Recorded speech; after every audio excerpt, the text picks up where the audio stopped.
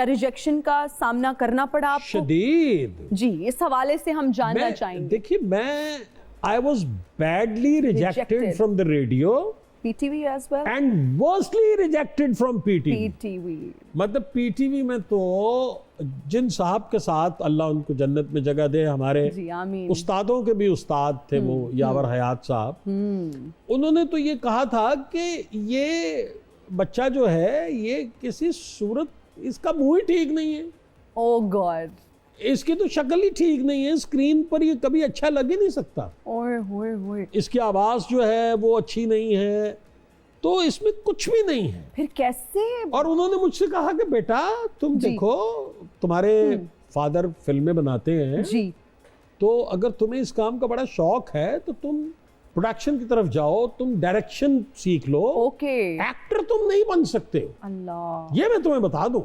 इतना बड़ा क्लेम। अच्छा, मैं बड़ा शदीद डिप्रेशन लेके वहां से बाहर निकला और बहुत यंग था, तो मैं बड़ा रोया भी घर आके। एग्जैक्टली। और बार बार मैं आईना देखूं और सोचूं कि इतना बदसूरत हूं मैं तो आउटराइट मुझे रिजेक्ट कर दिया है। तो ये क्या हुआ जी।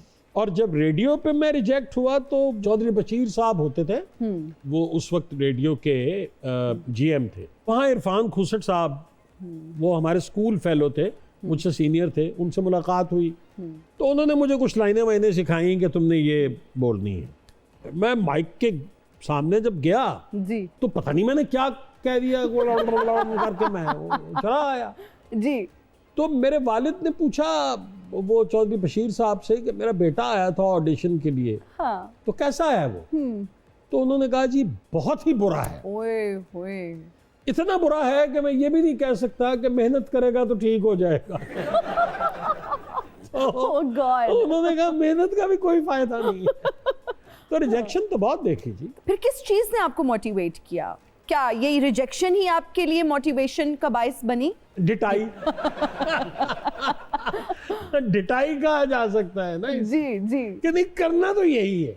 फिर मैं स्टेज पे चला गया, मैंने सोचा स्टेज करते। फिर इरफान खुसट साहब के पास ही मैं गया तो वो एक प्ले कर रहे थे, उसका नाम था सीधा मोड़। अच्छा। तो उन्होंने कहा कि भाई अभी तो तुम्हें मैं असिस्टेंट रख सकता हूँ इसमें, ओके, तो जरा समझो काम को। ओके। अनवर अली साहब एक हमारे आर्टिस्ट हैं, वो उस जमाने में हीरो प्ले किया करते थे, ओके। वो बीमार पड़ गए। अच्छा। तो वो मुझसे उन्होंने पूछा कि तुम कर लोगे? तो मैंने कहा जी मैं करने तो यही आया हूँ। हाँ, बिल्कुल, तो कर लूंगा। बिल्कुल। तो मुझे मिल गया एक तरह से एक ब्रेक। अच्छा सर, इतने बड़े बाप का बेटा होना, नायत हुसैन भट्टी साहब के बेटे, जब रिजेक्शन हुए इस चीज को बर्दाश्त फिर कैसे किया? बर्दाश्त तो करना पड़ता है आपको, आप ना भी करना चाहें तो करना पड़ता है ना। आप बर्दाश्त करना तो नहीं चाहते लेकिन करते हैं। तो क्या वालिद साहब ने इस पीरियड में जब आप स्ट्रगल कर रहे थे आपको क्या सपोर्ट किया? हरगिज नहीं, वो तो कभी चाहते ही नहीं थे कि मैं एक्टर बनूं। वो तो उन्होंने तो शुक्र अदा किया कि रिजेक्शन हुई। जब वो रेडियो से मुझे आज तक याद है कि जब वो बशीर साहब की बात सुन के आए तो उन्होंने मेरी वालदा से हंसते हुए ये कहा, अच्छा, कि ये इसके बारे में कहता है, ये कहता है मैंने एक्टर बनना है। मैं इसको कह रहा हूँ CSS करो जी, और ये कह रहा है मैंने एक्टर बनना है। आपके वालिद साहब भी चाहते थे जी CSS करें? जी। तो क्या उसके लिए अप्लाई किया, अटेम्प्ट वो आपने दी कभी वालिद साहब को खुश करने के लिए? नहीं, नौबत ही नहीं आने दी ने।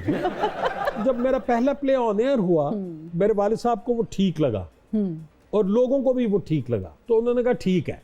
तो शायद इस तरह से वो मुतमईन हो गया, वरना वो तो कभी भी नहीं चाहते थे कि मैं ये करूं। अच्छा सर, जब हम बात करते हैं पाकिस्तान की तो भट्टी पिक्चर्स, और फिर अगर इंडिया की बात करें पड़ोसी मुल्क की तो यश राज फिल्म्स ने दूसरे एक्टर्स को तो बहुत कामयाब बनाया, दूसरों के बेटों को, बच्चों को बहुत कामयाब बनाया, लेकिन अपने बच्चों को उस तरह से कामयाब ना कर सके।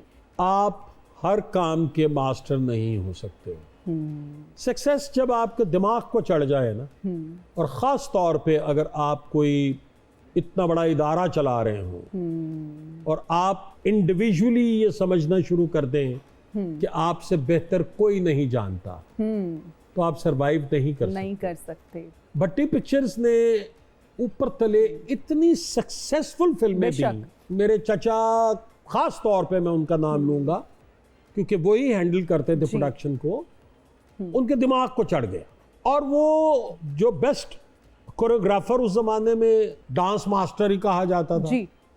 अगर वो अवेलेबल नहीं है तो उन्होंने कहना फलां को बुला लो, करना तो हमने खुद ही होता है। अगर राइटर अवेलेबल नहीं है तो फलां को बुला लो यार, लिखवानी तो खुद ही होती है। तो आप मार खा जाते हैं। बिल्कुल। आप अपने काम के मास्टर हैं। बेशक। जो काम आपको सक्सेसफुल बना रहा है आप उस पर फोकस कीजिए। तो वो फोकस कहीं हट गया था उनका अपनी उस स्ट्रेंथ से। उन्होंने शायद ये समझना शुरू कर दिया कि सब कुछ मुझे आता है। मैंने अपनी प्रोडक्शन की एक ही फिल्म की हुई है जी। और वो सक्सेसफुल हुई थी और वो मेरी वाहिद सक्सेसफुल फिल्म है। बाबरा शरीफ जी जी साहिबा के साथ आप हीरो आए थे। उसका नाम था मंजिल। मंजिल। वो क्या फीलिंग्स क्या थी जब बाबरा शरीफ साहिबा के साथ आप हीरो आए? आज भी अगर हम बाबरा तो हमारा क्रश थी ना जी। हाँ, तो वो क्या फीलिंग्स फर्स्ट थी? क्रश हमारा बाबरा ही तो थी। तो क्रश के साथ जब फिल्म ऑफर हो जाए। मैं आपको मजे की बात बताऊं कि मैं मैट्रिक में पढ़ता था जी। उस जमाने में ना बॉबी रिलीज हुई थी जी। इंडिया में। तो मेरे चचा ने कहा कि अभी मैं तुम पे बना रहा हूँ फिल्म, तो तुम तैयारी पकड़ो ओके। और बाबरा को मैं तुम्हारे साथ रखूंगा। ओए होए। अच्छा, हमारे घर के सामने एक फैमिली रहती थी, वो सारे एचएसओनियन थे। ओके। तीनों भाई एचएसओनियन थे। तो एचएसएन का एक ग्रुप जा रहा था काबुल। अच्छा। विंटर वेकेशंस थी। जी। तो मैंने उनसे कहा कि यार मुझे भी ले जाओ। तो उसने कहा हमें टीचर से पूछना पड़ेगा क्योंकि ओके। वो तो कॉलेज लेके जा रहा हाँ है। जी। तो वो टीचर वाज वेरी नाइस, बहुत ही स्वीट से आदमी थे। उन्होंने कहा यार बच्चा है कह रहा है तो चला चले, क्या मसला है। अरे वाह। हाँ। वो पासपोर्ट दिया तो हम काबुल चले गए। तो अच्छा। बाबरा शरीफ भी वहां आई हुई थी। रियली? हाँ, अपनी बड़ी सिस्टर के साथ। ओके। एंड आई रिमेम्बर कि हम जिस होटल में ठहरे हुए थे उसी में वो भी ठहरी हुई थी। Oh wow. तो एक रोज ना रेस्टोरेंट में खाना खा रहे थे ठीक है। और वो सामने बैठी हुई थी।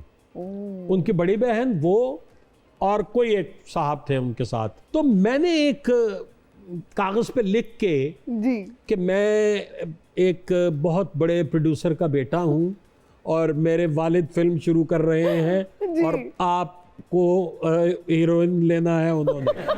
और एक वेटर को बुलाया और उसको कहा कि तुम्हें इतनी अफगानियाँ दूंगा, पता ना चले कि किसने भेजा है, बस ये कागज इनको दे दो जाके। अच्छा। अब वो गया उनके पास, उसने जाके उनको पेपर दिया, उसने पूछा इशारे से कि किसने, उसने कहा बाहर से कोई दे गया है। तो उसने खोला, पढ़ा, एक स्माइल सी दी उसने और उसने वो उसको वो रख दिया। तो बाबरा तो फर्स्ट क्रश थी हमारा।